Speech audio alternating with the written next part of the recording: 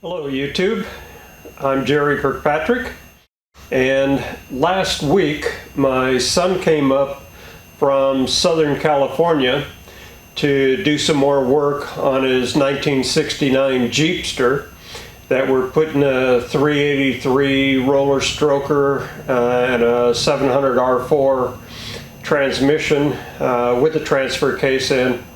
And just before he left, he mentioned that he noticed I was doing a fair job on doing the fabricating, putting his Jeep together, and he said, "Dad, you've been doing such a good job, I think you can finish this job by yourself."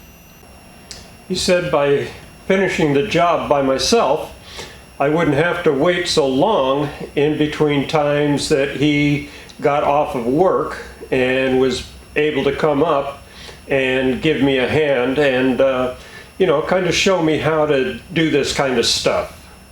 When he left, the project that I was working on was making a bracket for the alternator, and it was going to require cutting some 1/4-inch thick material. And the old Thermal Dynamics plasma cutter that I've had for many years, back in 90 or 91, something like that, I bought it from a friend who had been using it for quite a number of years, and I really had no problem with it whatsoever. I think it's a great machine. But by cutting 1/4-inch material, the Thermal Dynamics was only rated for 3/16. So there was quite a bit of cleanup work to do afterwards, and the cutting was quite slow. So I had no choice but to go out and buy a brand new Miller plasma cutter that's capable of cutting up to 5/8 inch. So I thought I might show you unboxing my new machine. Now I must confess that I did take out the instruction manual and took that in the house and read it for a couple of nights, and I was just curious as to how many plasmas they stuffed into this little thing. It's incredibly small. I don't know how they do it. So let's get started.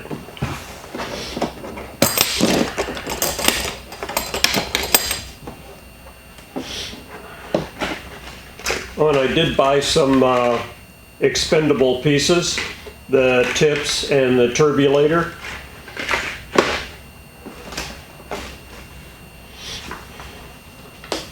Owner's manual is incredibly thorough. A lot of information. I'm going to have to rent somebody to explain it to me.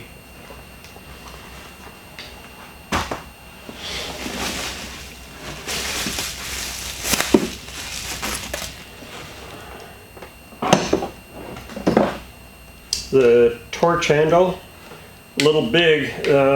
One thing I don't like is the safety switch they have on it. So I'm going to have to get used to that. But it looks like it's just a plug and play.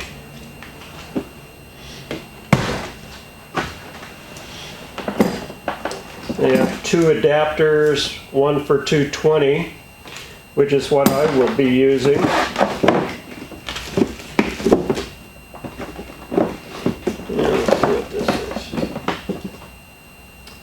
Ground clamp, kind of wimpy, but it's about the same as on my old machine, my old Thermal Dynamics. The cord is almost exactly the same.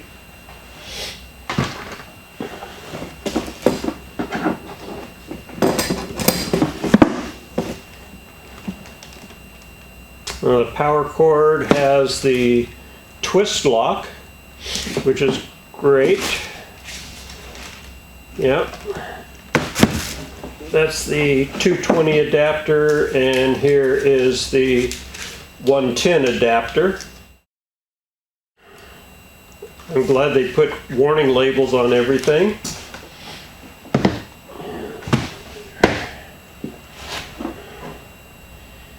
Oh, that's neat. They give you a little strap, so if you want to go out in the woods and do some plasma cutting, you can carry it along. Or it might be for just wrapping up the cords.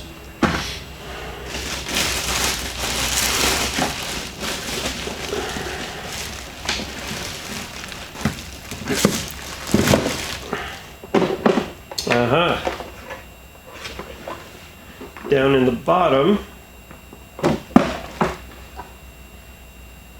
oh, they give you actually a diamond U, which is great. That's what I use in my shop. Oh, and you get spare parts. That's kind of neat. And your own little case that you can probably lose this thing in about 2 weeks.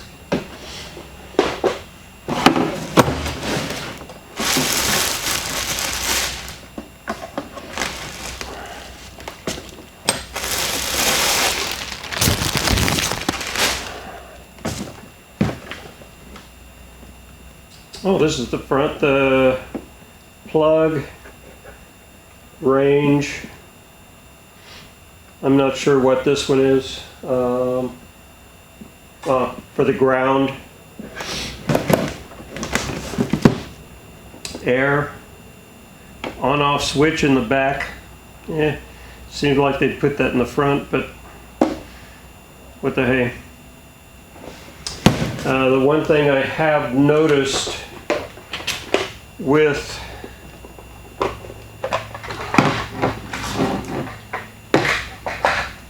these, what they call the drag shield,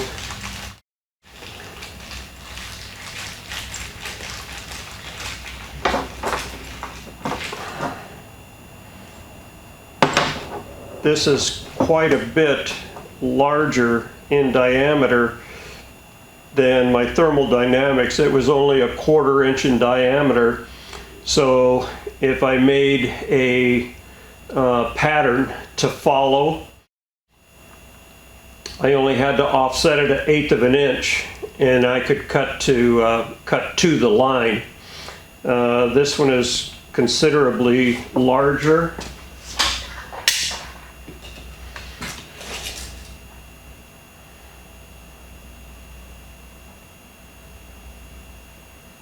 And not quite 1/2 inch, probably a metric size. But I think what I'm going to do is chuck these up in my lathe and then turn these to an easy size to center.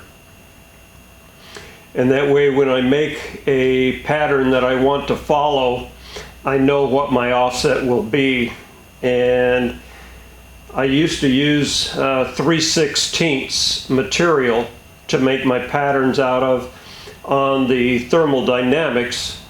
So this is a little bit shallow for 3/16. So when I turn this to a specific size, one size that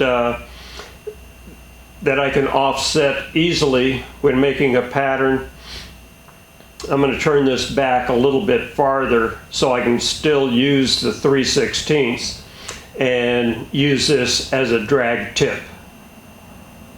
So that's about it. The next thing we'll do is figure out whether I'm going to put this on the cart where I have my plasma cutter now, or I'm thinking about putting it on my 250 Miller MIG machine, and by doing that I can use the same 220 extension cord. I can plug it in, and then I can use either the plasma cutter or the MIG. So thanks for watching. See you later.